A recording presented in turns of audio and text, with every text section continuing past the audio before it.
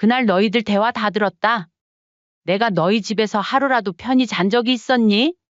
냉장고 문 열어보는 것도 미안했고 귤 하나 먹는 것도 죄였어. 그야 당연하죠. 그럼 남의 집에서 마냥 편하게 계시려고 했어요?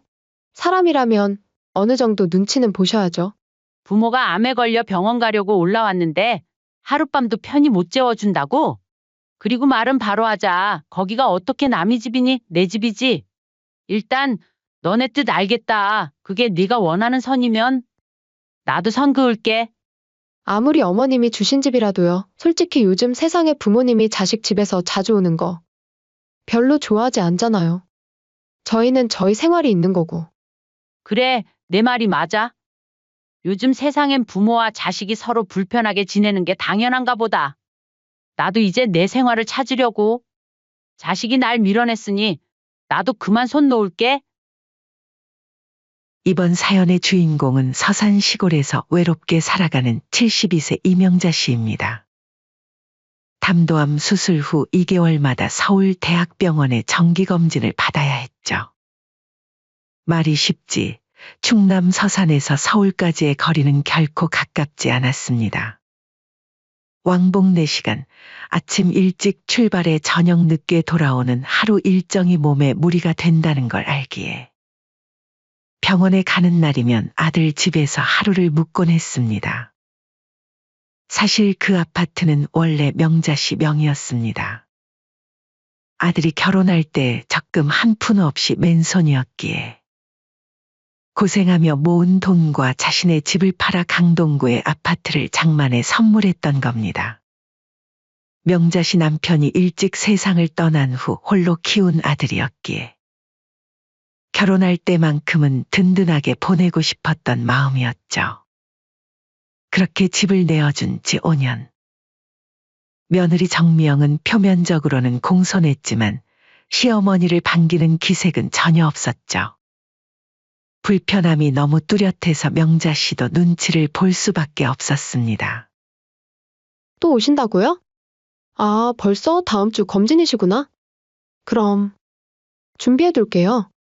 말은 그렇게 하는데 명자 씨가 오기로 한 날이면 꼭 안방 이불을 세탁기에 넣어버리는 일이 반복됐습니다.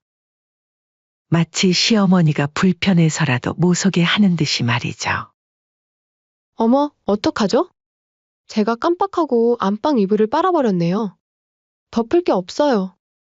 저쪽 방은 이제 창고로 쓰기로 해서 소파에서 주무셔도 될까요? 명자 씨는 마음이 상했지만 웃으며 고개를 끄덕였습니다. 거실 소파에서 자는 건 그리 나쁘지 않았습니다. 오히려 남의 방을 빼앗는 것보다 낫다는 생각까지 들었죠.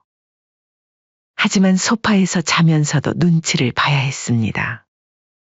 아들과 며느리가 화장실에 갈 때마다 거실을 지나가야 했고 TV도 볼 수 없었으니까요. 아, 어머님 주무셨어요? 죄송해요. 물 마시러 나왔어요.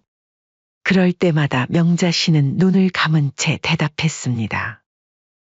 괜찮아. 아직 안 잤어. 병원 검진을 마치고 온 날이었습니다. 피로가 몰려오고 목이 말라 냉장고를 열었습니다.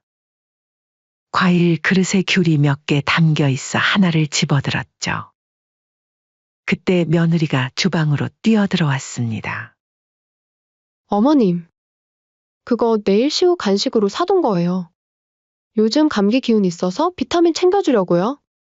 명자 씨는 순간 손에 들고 있던 귤을 다시 쟁반에 내려놓았습니다. 손이 미세하게 떨렸습니다. 미안하다. 몰랐구나. 며느리는 겉으로는 웃었지만 말에는 가시가 있었습니다. 괜찮아요. 귤 드시고 싶으시면 미리 말씀해 주셨으면 사다 놨을 텐데요. 명자 씨는 방으로 돌아와 가져온 약을 물로 삼켰습니다. 내일 아침에 또 먹어야 할 약인데 물 한 잔을 마시는 것도 눈치가 보였습니다. 화장실에 가는 것도 거실에서 TV를 켜는 것도 모든 것이 조심스러웠습니다. 저녁 식사 시간. 아들은 회사에서 늦게 돌아왔습니다. 며느리는 밥상을 차리며 아들에게 물었습니다. 여보, 어머님 오셨어요. 엄마 언제 왔어요? 검진은 잘 받으셨어요? 명자 씨는 아들의 목소리에 반가움보다는 의례적인 인사가 느껴져 가슴이 아팠습니다. 언제부터 아들의 말투가 이렇게 변했는지 딱히 기억나지 않았습니다. 다행히 별 이상은 없다시네. 그래도 조금은 지켜봐야 한다고 하더라. 다행이네요. 식사를 마치고 명자 씨는 가져온 방울토마토를 꺼내 식탁에 올려놓았습니다. 이건 내가 직접 키운 토마토야. 며느리는 고개를 끄덕였지만 별 관심을 보이지 않았습니다. 명자 씨는 다시 소파로 돌아와 담요를 덮고 누웠습니다. 캄캄한 거실에서 불빛 하나 없이 눈을 감았지만 잠은 오지 않았습니다. 귤 하나에도 허락이 필요하고 하루 자는 것도 눈치 봐야 하네. 명자 씨는 몸을 옆으로 돌려 소파 등받이를 향해 누웠습니다. 마치 죄인이 된 것만 같은 기분을 느꼈죠. 시계는 밤 10시를 가리키고 있었습니다. 아직 자기에는 이른 시간이었지만 명자 씨는 일부러 일찍 누웠습니다. 아들 내외가 불편해할까봐 거실을 빨리 비워주고 싶었던 마음이었죠. 소파에 눕자 등과 허리가 뻐근했습니다. 담도암 수술 후 몸이 예전 같지 않았지만 불평할 처지는 아니라고 생각했습니다. 그래도 내 새끼 잘 사는 모습 보니 다행이지. 명자 씨는 그렇게 스스로를 위로하며 눈을 감았습니다. 세상에 부모된 마음이 다 그렇듯 자식이 잘 되길 바라는 마음뿐이었으니까요. 하지만 명자 씨가 모르는 사이 안방에서는 그녀의 운명을 바꿀 대화가 오가고 있었습니다. 밤 11시 거실 소파 위에서 명자 씨는 연신 뒤척였습니다. 등이 아프고 목도 뻐근했지만 그건 단단한 소파 때문만은 아니었죠. 마음이 더 아팠습니다. 귤 하나도 마음대로 먹지 못하는 이 집에서 과연 자신의 자리는 어디인지 생각하니 가슴이 먹먹해졌습니다. 잠이 오지 않아 천장만 바라보고 있는데 안방에서 대화 소리가 들려왔습니다. 처음에는 무심코 들었지만 곧 귀가 쫑긋해졌습니다. 며느리의 목소리였습니다. 당신은 진짜 몰라서 그래? 어머님 오시면 난 이틀 전부터 청소하고 냉장고 치우고 하루 종일 신경 곤두서. 솔직히 지칠 때가 많아. 명자 씨는 호흡을 멈췄습니다. 청소기 소리에 놀라 깨었던 아침이 떠올랐습니다. 며느리가 부산하게 움직이며 집안 구석구석을 닦고 있었죠. 그때는 며느리가 부지런하다고만 생각했는데 자신 때문이었다니. 그래도 어머니가 아프신데 어쩔 수 없잖아. 어쩔 수 없긴 당신 누구 편이야? 내 편 아니야? 당신이 딱 잘라 말해서 어머니 모속에 해야 될 거 아니야? 아니, 나도 그때 말했었는데 엄마가 눈치 없게 계속 오시겠다잖아. 여보, 요즘 대학병원 주변에 깨끗한 모텔 많잖아. 제발 이젠 그냥 병원 근처 모텔 하나 잡아드리자. 솔직히 말하면 그냥 남처럼 지내고 싶어. 명자 씨의 심장이 쿵 내려앉았습니다. 남처럼. 그 단어가 가슴을 찔렀습니다. 자신이 낳고 기른 아들의 집에서 자신은 이제 남이 되어 있었습니다. 명자 씨는 숨죽여 아들의 반응을 기다렸습니다. 분명 아들은 반박할 것이라 믿었죠. 침묵이 흘렀습니다. 너무 길게 느껴지는 침묵.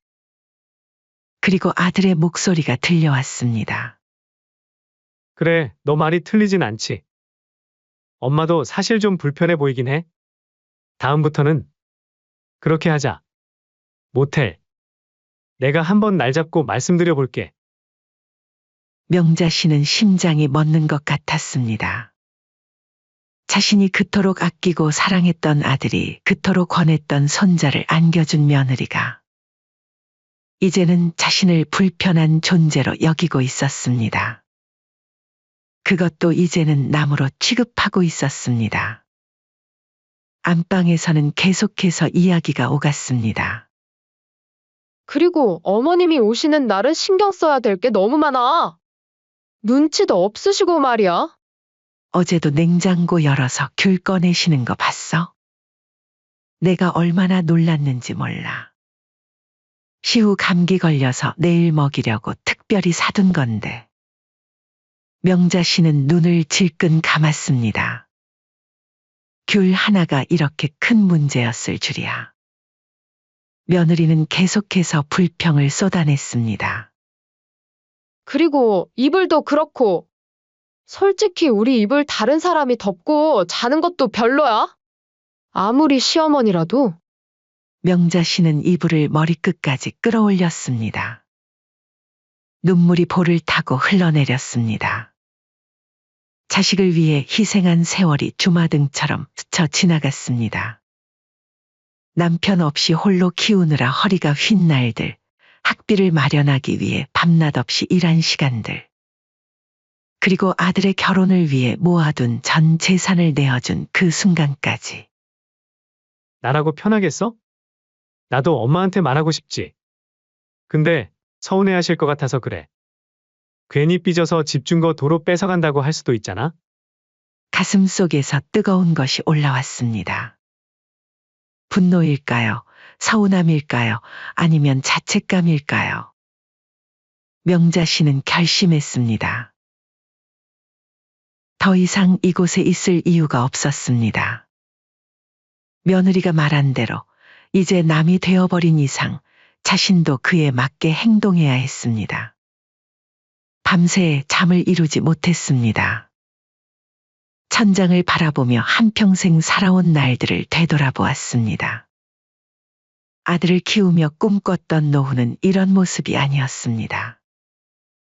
가끔이라도 함께 밥 먹고 손주들 재롱을 보며 따뜻한 정을 나누는 그런 가족을 꿈꿨는데 그렇게 밤이 깊어갔습니다. 시계는 새벽 3시를 가리키고 있었습니다. 명자 씨의 마음은 이미 이 집을 떠나 있었습니다. 가방을 챙기기 시작했습니다. 내일이면 또 이 소파 위에서 불편하게 자야 할 텐데 그럴 바에는 차라리 지금 떠나는 게 낫겠다고 생각했습니다. 나도 이제 선을 그어야겠다. 자식이 그어준 선 따라서. 그렇게 명자 씨는 조용히 소파에서 일어났습니다. 내일의 검진 결과를 들으러 가기 위해 하루 더 머물려고 했지만 이젠 그럴 필요도 없을 것 같았습니다. 가방을 조용히 챙기며 앞으로의 계획을 세웠습니다. 새벽 4시 반, 아파트의 창문으로 아직 떠오르지 않은 해의 어둠이 스며들었습니다. 거실 소파에서 뒤척이던 명자 씨는 이미 깨어나 짐을 싸고 있었습니다. 밤새 한숨도 자지 못했습니다. 귓가에 계속 맴도는 아들의 말이 가슴을 파고들었으니까요. 명자 씨는 옷가지를 정리하며 창밖을 바라보았습니다.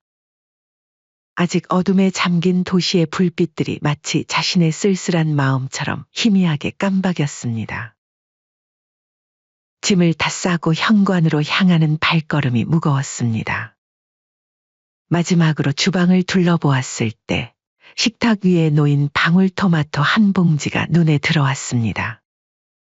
며칠 전 서산 텃밭에서 정성스레 키워 손수 따온 토마토였습니다.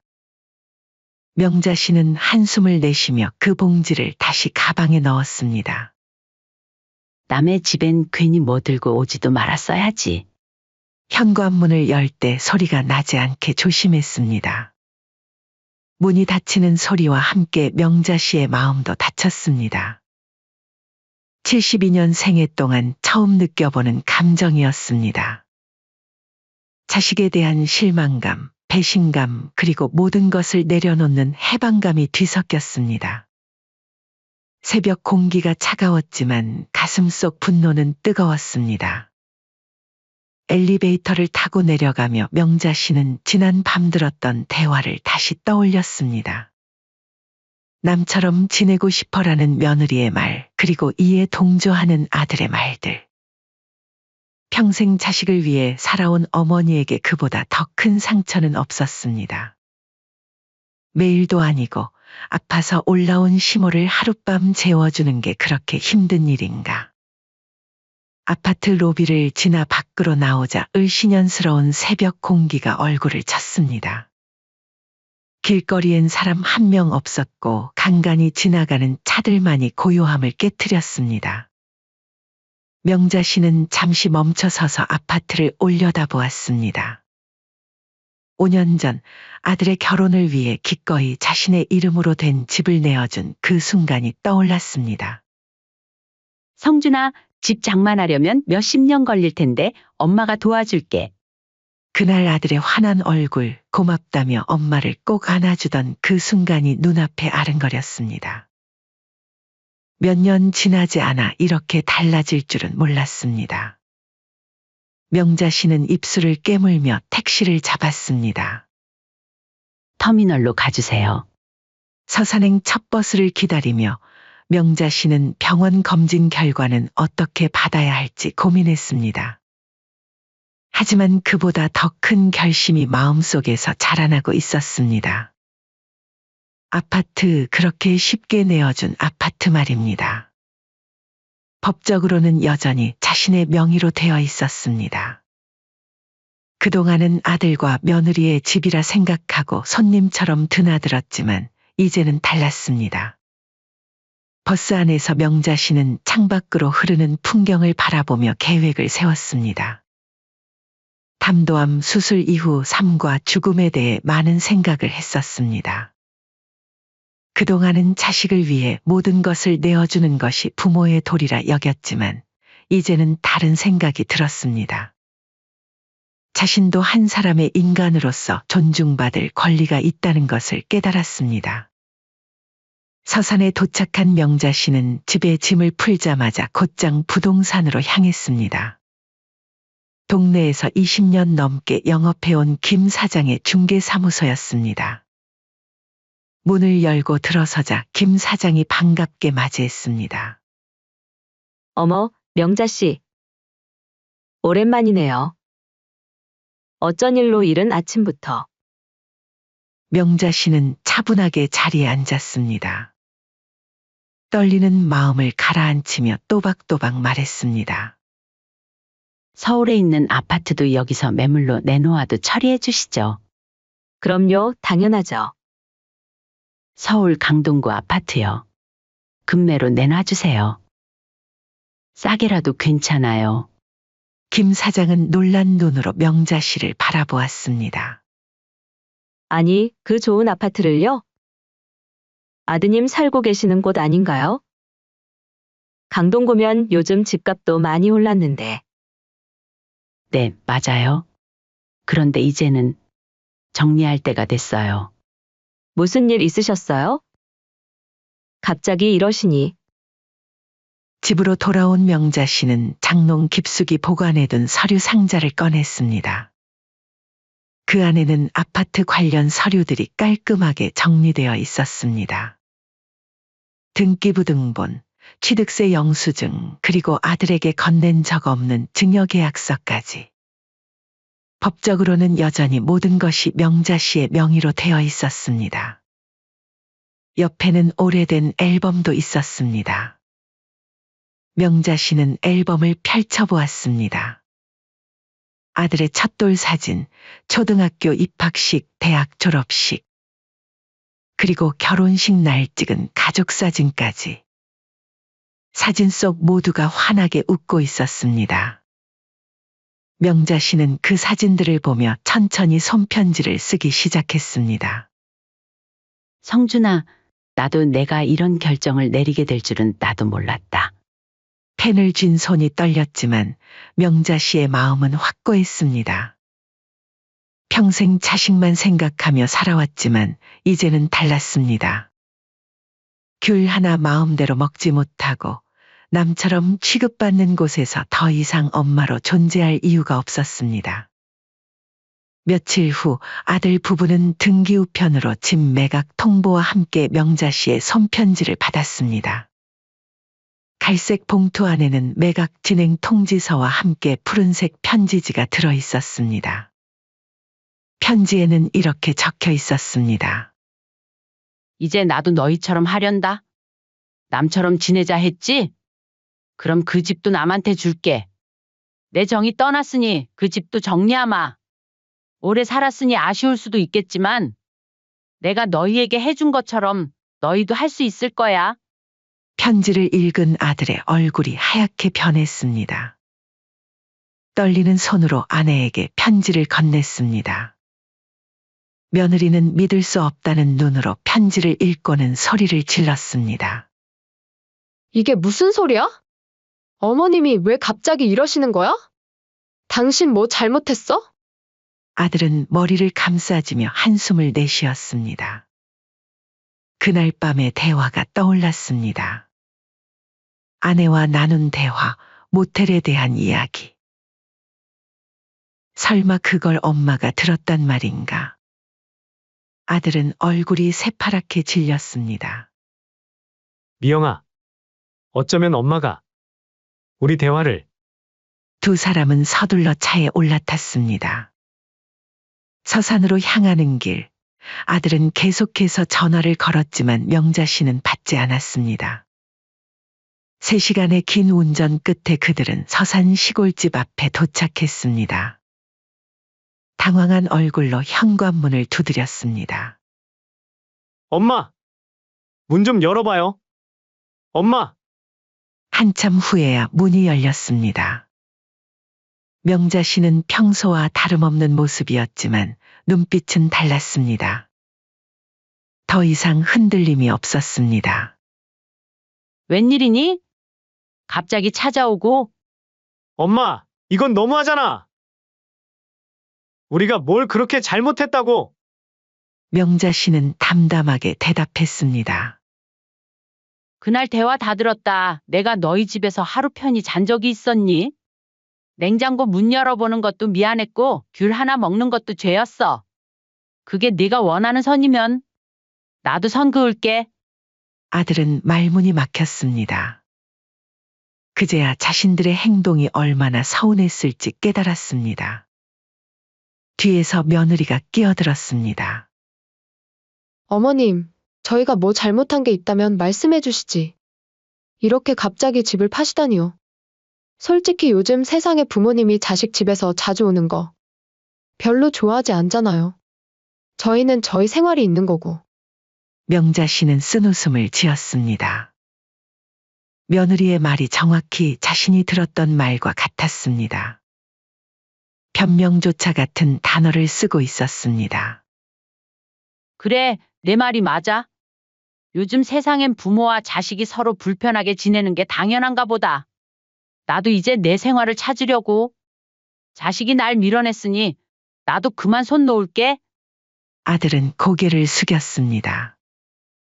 자신들의 말과 행동이 엄마에게 얼마나 상처를 주었는지 이제야 깨달았습니다. 하지만 이미 늦었습니다. 명자 씨의 결심은 확고했습니다. 엄마, 우리 정말 잘못했어요. 다시 생각해봐요. 집 팔지 마요. 이미 매수자가 나타났단다.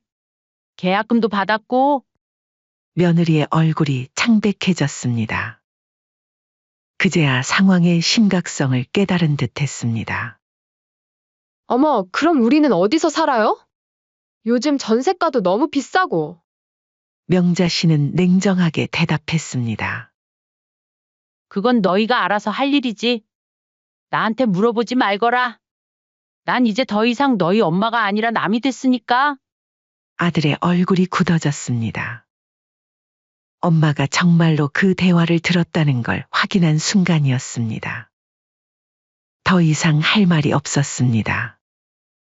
명자 씨는 현관문을 닫으며 마지막 말을 건넸습니다. 한 달 안에 이사 준비하렴. 새 주인이 빨리 들어온대. 문이 닫히고 명자 씨는 거실 소파에 앉았습니다. 심장이 빠르게 뛰었습니다. 평생 처음으로 자식에게 단호하게 대했습니다. 평생 자식만 생각하며 살았던 어머니가 드디어 자신의 삶을 찾아 나선 것입니다. 눈물이 나오려 했지만 명자 씨는 참았습니다. 더 이상 누구를 위해 눈물 흘릴 일은 없을 테니까요. 그날 이후 아들은 매일같이 전화를 걸었습니다. 집을 팔지 말아달라는 부탁, 잘못했다는 사과. 심지어 법적으로 문제를 만들겠다는 말까지. 하지만 명자 씨의 마음은 이미 굳어진 후였습니다. 자신을 남처럼 대한 자식에게 이제 그녀도 남으로 대하기로 했으니까요. 내 인생에서 더 이상 눈치 보며 살고 싶지 않구나. 아파트 매각은 빠르게 진행되었습니다. 좋은 위치에 있는 집이라 금방 거래가 성사되었죠. 아들 부부는 급하게 전세집을 알아보며 이사 준비를 해야 했습니다. 그들에게는 청천벽력 같은 일이었지만 명자 씨에게는 새로운 시작이었습니다. 더 이상 자식들에게 눈치 보는 그런 삶은 살지 않기로 했으니까요. 여보, 이쪽은 어때? 직장에서 좀 멀어도. 그래도 시우 학원 다니는데도 생각해야지. 애 통학 시간 길어지면 힘들잖아. 며느리의 목소리에는 피곤함이 묻어났습니다. 아들은 짜증을 내기보다는 침묵했습니다. 이제야 자신들의 행동이 얼마나 잘못되었는지 깨달았지만 이미 엎질러진 물이었습니다. 몇 번이고 엄마에게 전화를 걸었지만 명자 씨는 단호했습니다. 성준아, 계약금까지 다 받은 지가 언젠데. 돌이킬 수 없어. 그럼 다시 다른 곳으로 구해주면 되잖아요. 보태주시던가. 그리고 그날 우리 진짜 그런 의도 아니었어요. 그냥 그날 좀 피곤해서. 피곤해서 그랬다기엔 맨날 그러지 않았니? 너희 의도 잘 알았으니까 앞으로는 거리를 좀 두면서 지내자. 2개월 후 명자 씨는 다시 서울 대학병원으로 검진을 받으러 올라왔습니다. 이번에는 아들 집에 들를 필요도 없었습니다. 병원 근처에 있는 모텔을 미리 예약해 두었죠. 검진을 마치고 모텔로 향하는 길, 명자 씨는 아들 부부가 살던 아파트 근처를 지나가게 되었습니다. 낯선 사람들이 이사 짐을 옮기는 모습이 보였습니다. 새 주인들이었겠죠. 잠시 가슴이 아팠지만 이내 마음을 다잡았습니다. 모텔에 도착한 명자 씨는 체크인을 했습니다. 깔끔한 객실이었습니다. 작았지만 필요한 모든 것이 갖춰져 있었죠. 창밖으로는 서울의 야경이 펼쳐졌습니다. 침대에 앉아 창밖을 바라보며 자판기에서 뽑은 커피를 한 모금 마셨습니다.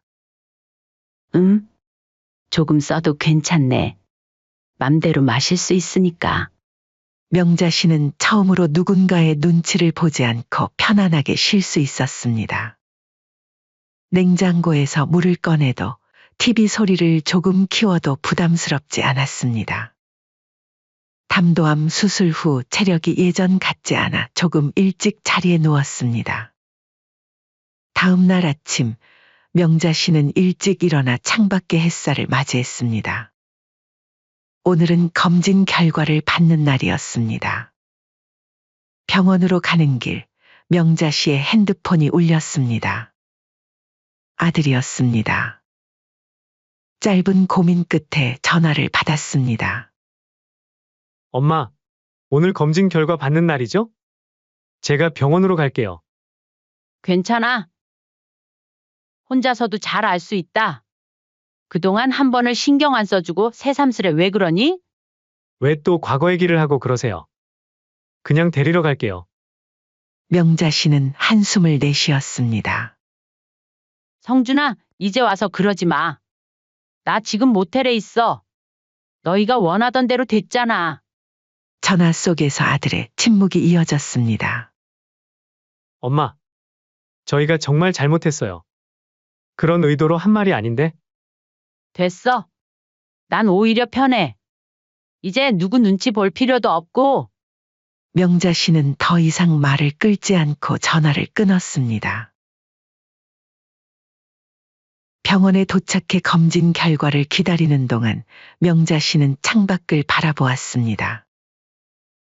다행히 검진 결과는 좋았습니다. 담도암의 재발 징후는 보이지 않았고 다음 검진은 3개월 후로 늘릴 수 있다고 했습니다. 괜찮으시네요. 약 꾸준히 드시고 무리하지 마세요. 3개월 뒤에 봐요. 의사의 말에 명자 씨는 고개를 끄덕였습니다. 병원을 나와 버스터미널로 향하는 길, 명자 씨는 잠시 공원 벤치에 앉아 쉬었습니다. 서울의 가을 하늘이 높고 맑았습니다. 손에는 서산행 버스표가 들려 있었습니다. 집을 판 돈으로 명자 씨는 새로운 계획을 세웠습니다. 오래전부터 가보고 싶었던 제주도 여행도 계획하고 동네 복지관의 수채화 교실도 알아보았습니다. 버스에 오르기 전 명자 씨는 다시 한번 서울 하늘을 올려다보았습니다. 가슴 속에 남아있던 무거운 돌덩이가 조금은 가벼워진 느낌이었습니다. 서산으로 돌아가는 길, 명자 씨는 자신의 작은 집을 생각했습니다. 크지는 않지만 자신만의 공간이 있다는 것이 얼마나 값진지 새삼 깨달았습니다. 모텔이라고 했지만 생각보다 편하네. 소파보다 낫더라고. 명자 씨는 눈을 감고 버스의 흔들림에 몸을 맡겼습니다. 이제부터는 내 맘대로 살아볼란다. 그게 누구 눈에는 미운 짓으로 보일지 몰라도 어쩔 수 없지. 명자 씨의 입가에 잔잔한 미소가 번졌습니다. 서산으로 향하는 버스 창밖으로 석양이 붉게 물들고 있었습니다.